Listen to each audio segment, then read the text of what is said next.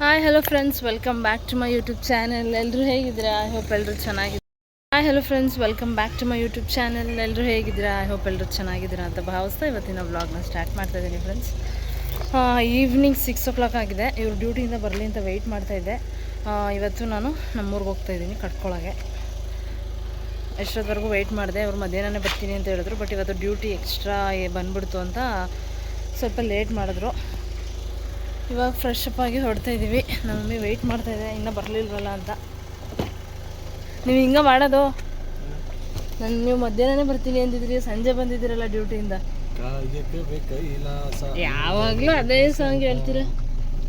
ನಾನು ನೋಡಿ ಫ್ರೆಂಡ್ಸ್, ನಾನು ಮಧ್ಯಾಹ್ನದಿಂದ ವೆಯ್ಟ್ ಮಾಡ್ತಾಯಿದ್ದೀನಿ. ಇವರು ಇವಾಗ ಬಂದಿದ್ದಾರೆ. ಏನು ಮಾಡೋದು ಫ್ರೆಂಡ್ಸ್, ನಮ್ಮದೇ ಆದ ಜವಾಬ್ದಾರಿಗಳಿರ್ತಾವಲ್ಲ. ಖುಷಿ ಖುಷಿ ಈಗ. ಯಾರಿಗೆ? ನಿಮಗೆ. ರಕ್ಷಿತನ ಖುಷಿ, ನಂಗಲ್ಲ. ಹೌದಾ? ನಿಮ್ಮ ಮನೆಗೆ ಹೋಗ್ತಾ ಇದ್ದೀನಿ, ಏನು ಖುಷಿ ನಿಮಗೆ? ನನಗೆ ನನ್ನ ಹೆಂಡತಿ ಹೋಗ್ತಾ ಎಲ್ಲ ಫ್ರೆಂಡ್ಸ್ ಬರೀ ಸೊಳ್ಳು.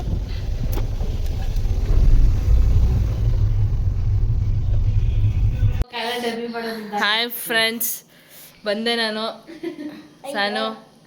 ಬಂದು ಇವಾಗ ಏನು ಮಾಡ್ತಾ ಇದ್ದೀವಿ ಅಂದರೆ ಫ್ರೆಂಡ್ಸ್, ಪೆನ್ ಡ್ರೈವಲ್ಲಿ ಫೋಟೋ ಹಾಕಿ ಕೊಟ್ಟಿದ್ರು. ಅದನ್ನು ಟಿ ವಿ ಕನೆಕ್ಟ್ ಮಾಡಿಕೊಂಡು, ಮೊಬೈಲಲ್ಲಿ ನೋಡಿದ್ರೆ ಎಲ್ಲರೂ ನೋಡೋದಕ್ಕಾಗಲ್ಲ ಅಂತ ಟಿ ವಿ ಕನೆಕ್ಟ್ ಮಾಡ್ಕೊಂಡು ನೋಡ್ತಾ ಇದ್ದೀವಿ. ಬಟ್ ವೀಡಿಯೋದಲ್ಲಿ ಅಷ್ಟೊಂದು ಕ್ಲಾರಿಟಿ ಕಾಣಿಸ್ತಾ ಇಲ್ಲ. ಸಾನು ಹಾಯ್ ಮಾಡು. ಇದ್ಯಾಕೆ?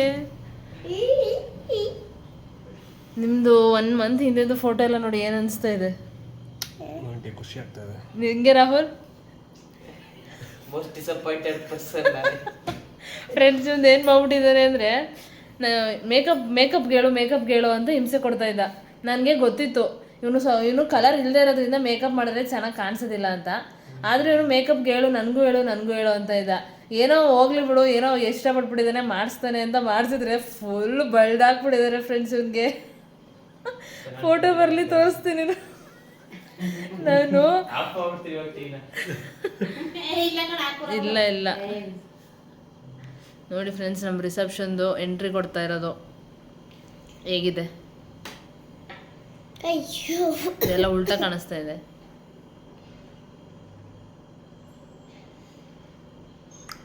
ಚೆನ್ನಾಗಿದೆಯಾ ಸಾನು?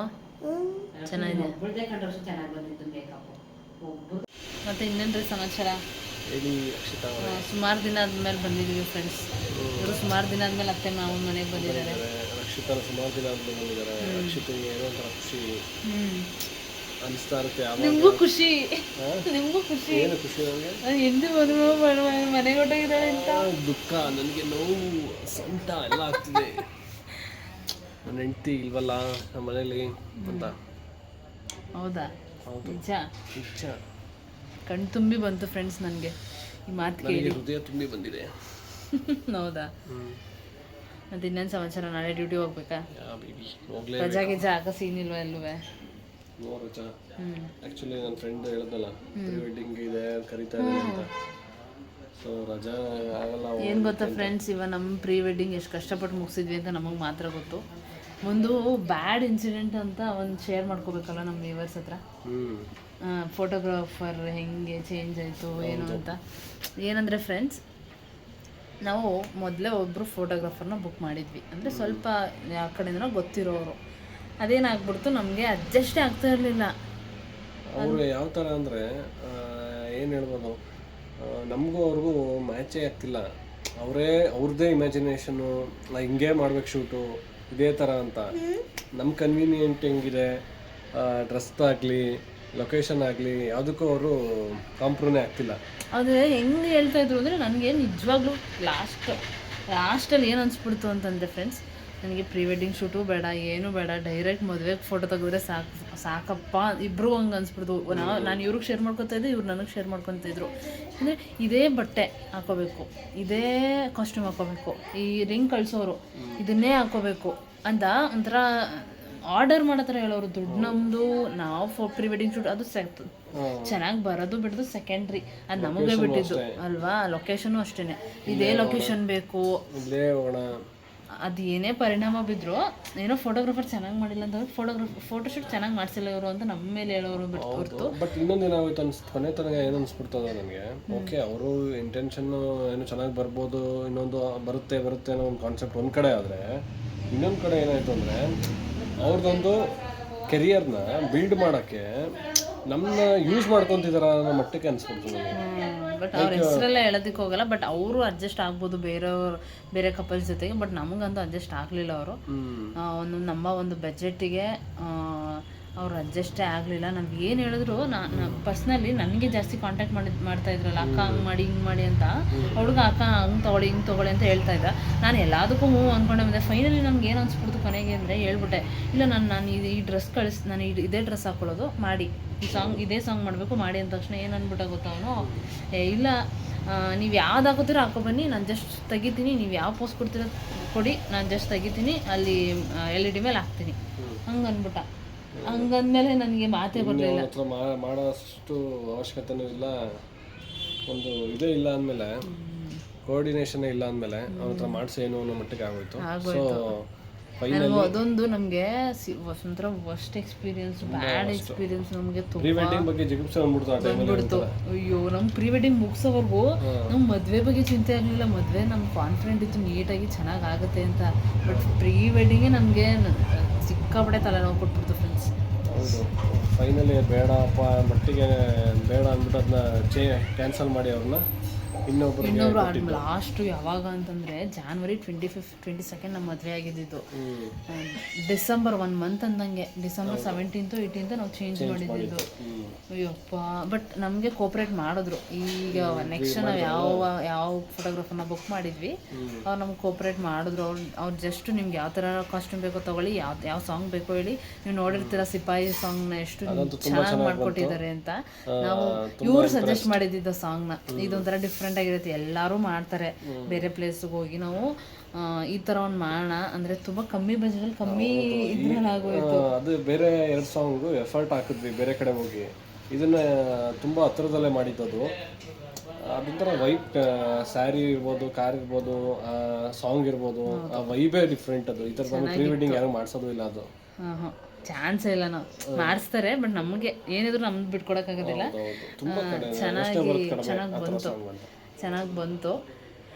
ಅವರು ಹಂಗೆ ನಿಮ್ಗೆ ಯಾವ್ದು ಬೇಕೋ ಮಾಡ್ಕೊಡ್ತೀವಿ ಅಂತ ಕೂಲಾಗಿ. ಇವತ್ತು ಅಷ್ಟೇ ಏನಾದ್ರು ಕಾಲ್ ಮಾಡಿದ್ರೆ ಏನೋ ಸಣ್ಣ ಪುಟ್ಟ ಮಿಸ್ಟೇಕ್ ಮಾಡಿರ್ತಾರೆ, ನಮ್ಮ ಕಡೆಯಿಂದನೂ ಆಗುತ್ತೆ ಅವ್ರ ಕಡೆಯಿಂದನೂ ಆಗುತ್ತೆ. ಬಟ್ ನಿಮ್ಗೆ ಕಾಲ್ ಮಾಡಿದಾಗ ಚೆನ್ನಾಗಿ ಇಲ್ಲ ಕಾಮಾಗಿ ಅದೊಂದು ಖುಷಿ ಆಗುತ್ತೆ ಅವ್ರ ಬಗ್ಗೆ. ದೀಪು ಫೋಟೋಗ್ರಫಿ ಅಂತ ಅವರು. ಆಮೇಲೆ ಇವ್ರ ಫ್ರೆಂಡು, ಇವಾಗ ನಿಮ್ಮ ಫ್ರೆಂಡ್ ಬಗ್ಗೆ ಮಾತಾಡಿದ್ರೆ ಎಲ್ಲಿವರೆಗೂ ಬಂದ್ಬಿಟ್ವಿ ಅಲ್ವಾ. ಆ್ಯಕ್ಚುಲಿ ಅವನು ನೆಕ್ಸ್ಟ್ ಮಂತ್ ಮದುವೆ ಇರೋದು, ಅವರು ಅವ್ರಿಗೆ ಕೊಟ್ಟಿದ್ದಾರೆ, ಚೆನ್ನಾಗಿ ಮಾಡಿದ್ದಾರೆ ಕೊಡು ಅಂತ ನಾನು ಸಜೆಸ್ಟ್ ಮಾಡಿದೆ. ಸೊ ಇವರು ಕ್ಲೋಸ್ ಫ್ರೆಂಡ್ ಮದುವೆ ಇರೋದು ಫ್ರೆಂಡ್ಸ್ ನೆಕ್ಸ್ಟ್ ಮಂತು. ಅದೇನಿದೆ ಅಂದರೆ ರಜದ ಬಗ್ಗೆ ಮಾಡ್ಕೊಂಡು ಬಂದೆ. ಈಗ ಬುಧವಾರ ಪ್ರೀ ವೆಡ್ಡಿಂಗ್ ಹೋಗ್ತೀವಿ, ಕೇರಳ ಹೋಗ್ತಿದ್ದಾನೆ. ಅವ್ನು ನನ್ನ ಕರೀತಾ ಇದ್ದಾನೆ, ಬಾ ನೀನು ಜೊತೆಗೆ ಅಂತ. ಸೊ ನನಗೆ ರಜದ ಪ್ರಾಬ್ಲಮ್ ಇರೋದ್ರಿಂದ ಹೋಗೋಕೆ ಆಗ್ತಿಲ್ಲ, ಇನ್ನೂ ಕನ್ಫರ್ಮ್ ಇಲ್ಲ ಹೋಗ್ತೀನೋ ಹೋಗಲ್ವ ಅಂತ, ನೋಡೋಣ. ಅಂದರೆ ನಿಮಗೆ ಸ್ಯಾಟರ್ಡೇ ಇಲ್ಲ ಸಂಡೇ ಆಗಬೇಕು ರಜೆ? ಹೌದು, ಹೇಳಿದ್ದೆ ಅವ್ನಿಗೆ ಸ್ಯಾಟರ್ಡೇ ಸಂಡೇ ಆದರೆ ಕಣಪ್ಪ ಬರ್ತೀನಿ, ಬೇರೆ ದಿನ ಆದರೆ ಕಷ್ಟ. ಆಮೇಲೆ ಇನ್ನೇನು ಅವ್ರದ್ದು April 11th ಮದುವೆ ಇರೋದ್ರಿಂದ ಇನ್ನು 1 ಮಂತು. ಪಾಪ ಅವ್ರಿಗೂ ಟೈಮ್ ಇರಲ್ಲ. ಟ್ರೈ ಮಾಡಿ ಹೋಗೋಕ್ಕಾದ್ರೆ ಹೋಗಿ. ಆಮೇಲೆ ನಮ್ಗೆ ಇನ್ನೊಂದು ಪ್ಲ್ಯಾನ್ ಇದೆ ಫ್ರೆಂಡ್ಸ್, ಇನ್ನೊಂದು ಹೊರಗಡೆ ಹೋಗಬೇಕು ಅಂತ ಅಂದ್ಕೊಂಡಿದ್ದೀವಿ. ದೇವಸ್ಥಾನಕ್ಕೆ. ಯಾವ ದೇವಸ್ಥಾನ ಅಂತ ಹೋಗೋ ಟೈಮಲ್ಲಿ ಹೇಳ್ತೀವಿ. ದೇವಸ್ಥಾನಕ್ಕೆ ಹೋಗ್ಬೇಕು ಅಂದ್ಕೊಂಡಿದ್ದೀವಿ, ಬಟ್ ಅದಕ್ಕೂ ಟೈಮ್ ಮ್ಯಾಚ್ ಆಗಬೇಕು. ಇವರು ಮದುವೆಗೆ ಅಷ್ಟೊಂದಿನ ರಜೆ ಹಾಕ್ಕೊಬಿಟ್ಟಿದ್ದಾರೆ. ಇವಾಗ ರಜೆ ಹಾಕೊಳ್ಳೋ ಪರಿಸ್ಥಿತಿಲಿ ಇಲ್ಲ ಇವರು. ಅದಕ್ಕೆ ಅಡ್ಜಸ್ಟ್ ಆ ಕಡೆಯಿಂದ ಈ ಕಡೆ, ಈ ಕಡೆಯಿಂದ ಆ ಕಡೆಯಿಂದ ಈ ಕಡೆ ಅಡ್ಜಸ್ಟ್ ಮಾಡ್ಕೋಬೇಕು ಅಲ್ವಾ. ಅದು ನಿಮ್ಮ ಫ್ರೆಂಡೊಂದು ಮದುವೆ ಮುಗಿಬಿಟ್ರೆ ಅದು ಇಲ್ವಾ? ಅದೇ ನೆಕ್ಸ್ಟ್ ಮಂತು ಫ್ರೆಂಡ್ ಮದುವೆ ಬಿಟ್ಟರೆ ಇನ್ನು ಅಂಥದ್ದು ಯಾವುದೂ ಇಲ್ಲ. ಓಕೆ, ಅವನದೇ ಬೀಗ್ರೂಟ, ಹಳದಿ ಎಲ್ಲದಕ್ಕೂ. ಪಾಪ ನಿಮ್ಮ ಮದುವೆಗೆ ಅವರೆಲ್ಲ ಓಡಾಡಿದ್ರು, ಹಾಗೆ ನೀವು ಓಡಾಡಬೇಕು. ಕೈಗೆ ಸಿಗಲ್ಲ ಫ್ರೆಂಡ್ಸ್ ಇವರು. ಒಂದು ವಾರ ಬ್ಯುಸಿ ಆಗಿಬಿಡ್ತಾರೆ. ಓಕೆ ಗಾಯ್ಸ್, ಊಟ ಎಲ್ಲ ಮಾಡ್ಕೊಂಡು ಮೇಲೆ ಬಂದ್ವಿ. ಎಂಥ ತಣ್ಣ ಗಾಳಿ ಬೀಸ್ತಿದೆ ಅಂದರೆ ಇಲ್ಲೇ ಮಲ್ಕೊಬೇಡ ಅನ್ನಿಸ್ತಾ ಇದೆ ಅಂತ ಇದ್ದಾರೆ ಗಾಯ್ಸ್. ನಾನು ನೆಮ್ಮದಿಯಾಗಿ ಒಂದು ಚಾಪೆ ಗೀಪೆ ತಗೊಂಡು ಇಲ್ಲೇ ಒಳ್ಳಾಡೋದು ಬಂದು ನೆಮ್ಮದಿಯಾಗಿ ತಣ್ಣಗೆ. ಆದರೂ ಸಮ್ಮರಲ್ಲಿ ತಾರಸಿ ಮೇಲೆ ಒಂಥರ ನೆಮ್ಮದಿ ಗುರು. ನೀವು ಮಲ್ಕೋತಾ ಇದ್ರ ಕಾಸಿ ಮೇಲೆ? ತಾರಸಿ ಮೇಲೆಲ್ಲ ಮಲ್ಕೊಂತಿರಲ್ಲ, ಬಾಕ್ಲಿದೆಯಲ್ಲ. ಅಲ್ಲೇ ಮಲ್ಕೋತಾ ಇದ್ರಿ. ನಾವು ಅಷ್ಟೇ ಆ ಬಾಲ್ಕನಿ ಹತ್ರನೇ ಮಲ್ಕೊಬಿಡ್ತಾ ಇದ್ವಿ. ನನ್ನ ಮುಖ ಕಾಣಿಸ್ತಾ ಇಲ್ಲ. ನಾವು ವಾಕ್ ಮಾಡ್ತಾ ಇದ್ದೀನಿ. ಹೊಟ್ಟೆ ತುಂಬ ಊಟ ಮಾಡಿ ವಾಕ್ ಮಾಡ್ತಾ ಇದ್ದೀನಿ. ವಾಕ್ ಮತ್ತೆ ಇನ್ನೇನು ಸಮಾಚಾರ? ಹೇಳಿ ಹೇಳಿ ಹೇಳಿ ಹೇಳಿ. ಏನು ಗಾಳಿ ಬೀಸ್ತಾ ಇದೆ ಅಂದರೆ ಮನೇಲಿ ಇರೋಕ್ಕಾಗ್ತಾ ಇಲ್ಲ ಸೆಕೆಗೆ. ಈಗ ಮಾರ್ಚ್ ಟೈಮ್ ಅಂದರೆ ಮಾರ್ಚ್ ಮುಗಿಯೋವರೆಗೂ ಸೆಕೆ ಹೋಗಲ್ಲ.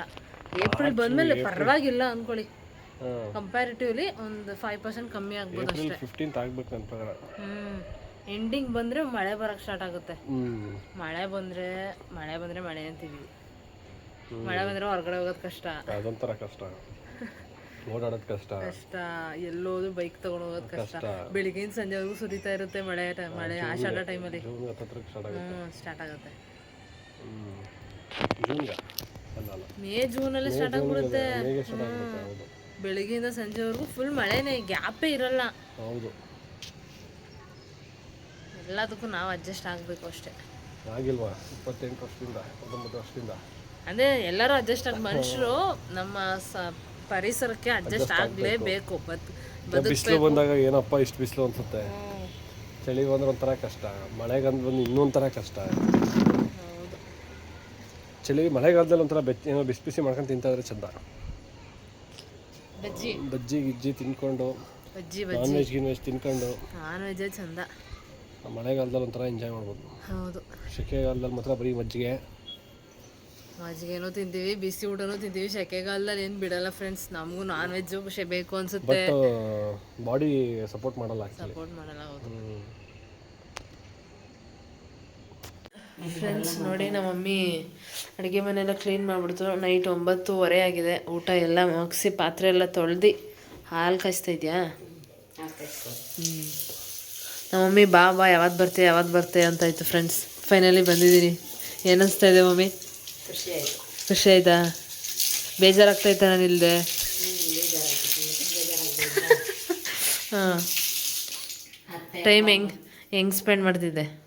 ಒಬ್ಳೆ ಕೂತ್ಕೊತಿದ್ದೆ, ಎಲ್ಲೂ ಹೋಯ್ತಿರ್ಲಿಲ್ಲ ಕೇಳು. ಹಾಂ, ಏನು ಅತ್ತೆ ಅಂದಲ್ಲ?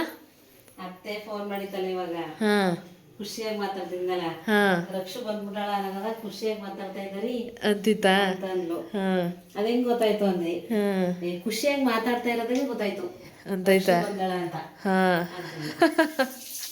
ಹಾಂ, ಸಂಜೆ ಮಾಡಿತ್ತು, ಇನ್ನೂ ಹೋಗಿಲ್ಲ, ಹೋಗ್ಬೇಕು ಅತ್ತೆ ಅಂದೆ.